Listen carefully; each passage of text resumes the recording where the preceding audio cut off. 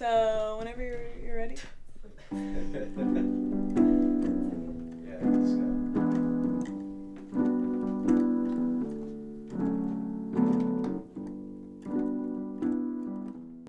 I always knew that I wanted to be a singer, that I wanted to be a musician, and I always wrote songs since I was a little kid. So I had that ambition, and then as soon as I was like able, when I was in, I guess, middle school or early high school, I started taking voice lessons and eventually piano lessons. And when I was 16, I recorded my first record. Well, originally I was like, oh, I don't need to go to college. I'm a musician. I'm just going to, I don't know, do something. I mean, I was like 17, 18. I don't know what I was thinking. My mom kind of had another idea, and she was like, I'm just going to take you to UArts just to check it out. So my mom took me to check it out, and I loved it. I had never been to the city part of Philadelphia before, and I never lived in a city before. I'm from Amish country. So that was really exciting, and I really liked the curriculum that I saw, and I met some of the teachers, and I tried out, and I auditioned, and I got early acceptance. So I wanted to be sure. Like I said, I've always kind of known what I wanted. UArts offers a lot of school performances. The voice department in particular, which I was a part of, performed once a month. We had our own performances, and we were encouraged to do open mics and do different gigs and things like that.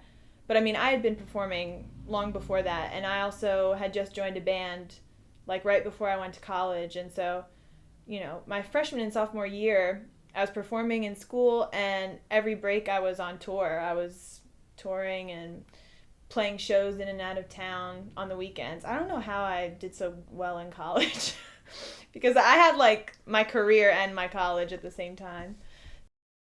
There are 5 people in my band. Lady.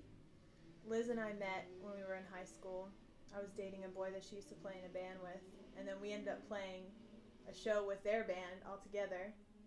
And then she eventually came to Philadelphia, and the rest of us all met at UArts at one point or another. Jim graduated with me last year, and JP graduated when I was a freshman, and Josh is still in school.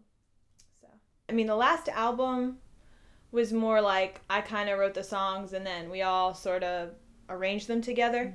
And now, we have Jim writing songs and Josh and everybody, and it's much more collaborative, and me writing with other members of the band. It grew into more of a collaboration, which I'm quite excited about. We practice at our bassist and violinist house sometimes, and then we also are able to practice actually at UArts because they have a boatload of practice rooms because one of our members is still a student there. So that's actually kind of nice because it's sort of a central point between all of us. But yeah, and I mean, my house, I have a basement. I specifically wanted a place where I could have a practice space. And I already have a PA system. So yeah, it's always good if you're going to be a musician to make sure. I mean, I don't know how, I've never had to rent a practice space before, but it's just not an expense that I would want to incur. Because especially at this level of, you're not making a lot of money. So why would you spend all that money that you don't have when you don't need to, yeah, so if you have a drum set, and you have a space available, you can do it. I want fans that want to grow with me. They want to hear my voice. They want to hear my music. They want to see whatever outfit I'm with.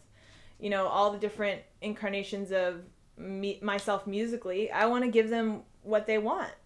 So I want fans that want to come and really want to be there just as much as I do, because I love performing. I love making songs. I love performing my songs for people, especially people that are passionate about them. You always have to kind of feed yourself as an artist so you can always keep your all the fires burning, So I feel like Lady's growing in the way it needs to grow, and I'm also growing in the way I need to grow. Anything else you're gonna add? YesIt'sLady.com is our website.